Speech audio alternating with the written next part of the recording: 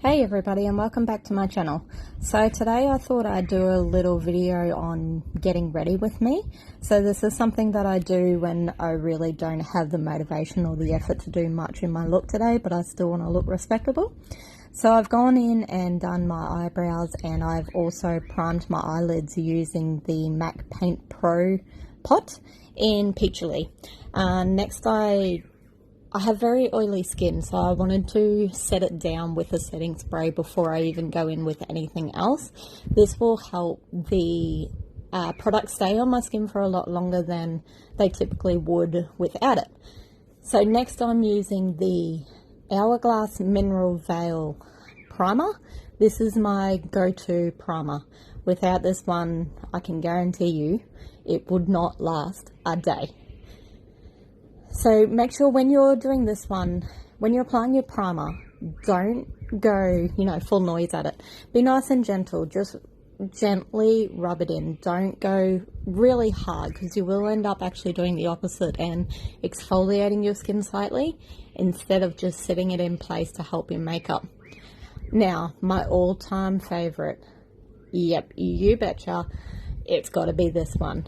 It's the only one that will actually last on my skin all day for, like your 15, 16 hours. Especially here in Australia at the moment, we are having something like 38-degree plus days. It is beyond ridiculous how hot it has been getting here. I have been basically sweating as soon as I get out of bed. At 7 a.m. you're looking at 30 degrees already. It's ridiculous. Anyway, back to what we're doing. So I always use my brush to apply my foundation. I find that if I use a beauty blender, it just goes on too thick, and I have a lot of fine lines and expression lines, especially the ones on my forehead. And if I apply it too thick, it actually creases fairly easily. Sorry, I think I've got the hiccups. It actually creases fairly easily and just basically ruins the whole look. So being a mum, I'm going to go in with some concealer. So this concealer I don't use a lot either. Again, this is going to be something fairly natural. I don't want to basically paint my whole face with it like a lot of other artists do. It actually does the opposite effect and will not conceal the fine lines and everything that you are trying to hide. Sorry, not fine lines, the black circles. How am I going to hide fine lines with concealer? That doesn't make any sense. Anyway, yeah, so I'm just using my beauty blender to blend that all through. Hopefully that will set in place as well and make it look all spick by the end. So, what has the temperature been like where you are lately? Like I said, it has been so hot here, it's unbelievable. Are you guys feeling the heat, or are you in your winter vibes at the moment? What's going on? So next of all, I'm going to use my Nakia Joy setting powder. So this powder not only blurs, but will also help set my foundation and my makeup in place for quite a long time. It also smells unbelievable. Like, it is amazing. I think I said this in my last video. You literally want to eat it, but you can't. It smells that good. But yeah, so also my perfecting sponge that I'm using as well is actually from Nakia Joy as well. So just an FYI, their stuff is amazing. It will last. She is also actually an Australian influencer as well. So I'm always on her page, on her YouTube, watching all of her content basically.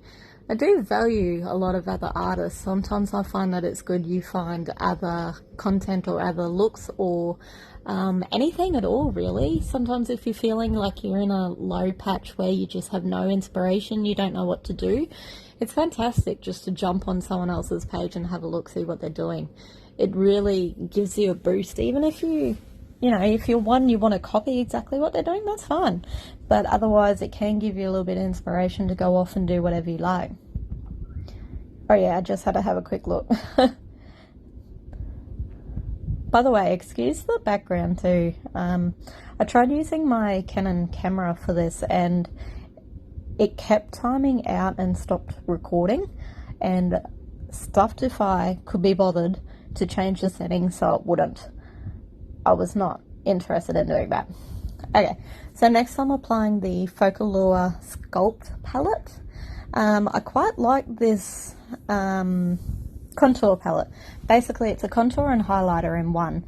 The contour is really pretty because obviously I'm a cool skin tone and it doesn't have that warmth to it, so it matches me perfectly.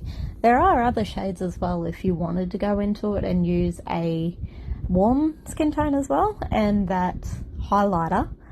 I mean, I would say it's a little bit too light to go on like your cheeks and everything like that. I think it's too white, but I do love it on the inner corners of my eyes. That is one thing that it's just, you know, perfect for. So I do feel like also, you know, you might think otherwise, but this is my opinion. I feel like I have a really large forehead, especially when my hair is pulled back. So I do always like to contour there and bring it down a little bit. Wait, we're gonna have a coffee break, because I mean, why wouldn't you?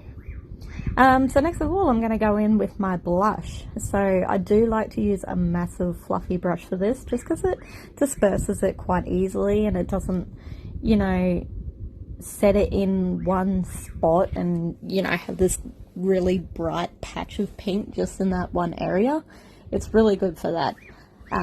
This palette here, I'm actually using from the QC Makeup Academy palette. This one you actually get free when you do your training through them, so I find it's really good. It's got a lot of different shades. Most of the time I do change which pink I want to go for. So given that this is a more natural look, I just wanted to go for that look where I just have a little bit of colour in my face and I don't look like a ghost right after applying my foundation. So this is a highlighter that I'm going to use. It's actually from Makeup Revolution.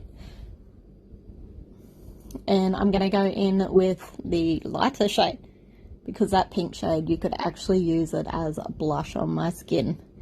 It is that deep. It's just way too deep for me. So yeah, I'm just going to give that really light dusting. I don't want to go over the top with it because this is a natural look. So just a nice light little dusting of it and on that inner corner, which again, you can see already how much that just has made my eyes pop already. So, mascara. Now this always looks super awkward when you apply this on camera. It looks so unbelievably weird. So I'm hoping I sort of got that out of frame actually.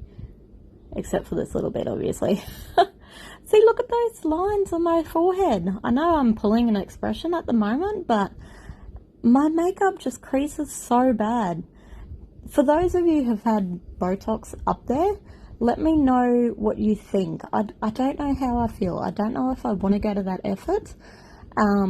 But I do use fine line wrinkle creams and serums, and it does reduce it a little bit, but I know I'm never going to get rid of all of it. So yeah, let me know what you think in the comments, or if you've tried it, if you have, you know, what to expect, how long you thought you got it before you had to get it touched up again. I'd like to know. So yeah, now I'm just finishing my look with the Makeup Revolution gloss. Again, you know, nothing heavy. I just wanted a bit of colour to my lips. And then I'm just going to spray it again with the Matte Perfecting Spray. I don't think I can talk properly at the moment. Matte Fix Spray. I said matte again. I was meant to say matte. I don't know what is going on with